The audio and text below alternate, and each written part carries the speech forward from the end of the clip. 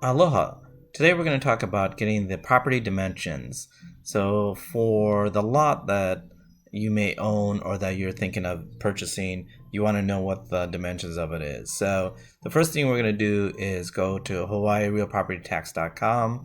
We're going to accept the above statement, and then it's going to take us to the search. So in this situation, I have an address, the lot that I personally own.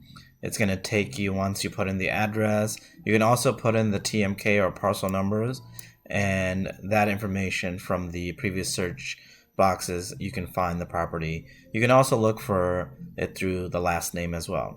So in this situation, you have two ways to find the property dimensions. So we're going to first go, and it makes it easier for myself to remember, but we're going to go, so plat. Then I'm going to cut and paste the TMK. That's going to help me understand the property TMK, because it's going to help with the zone. So on the Big Island, it's already, the property is going to be 3. So we're going to just go right, jump into the zone 1, then zone 5, and then we're going to type that in. So we're looking at 91, and in this situation we're gonna go all the way to, we're looking for 1591. So currently it's right here, and that window will pop up to show this, and from here you can zoom in and look at the corner lots. So in this situation, the corner lots are 100% the same size as the square lots, but here's the dimension. It's 60 by 162, and if it's a lot that's not a corner, it's 70 by 172.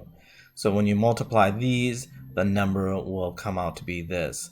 Now note that here you lose space, and that's why you're not getting the 100% total square feet for this, and that's why it's 60 by 162. Another option is to also go back to the property information and go plat map, and this will take you, I went view map, sorry about that, and then it'll take you to the section where you can see the property now. There is a measurement tool here, and then you can do the best, put it by there, and it will give you a good estimate.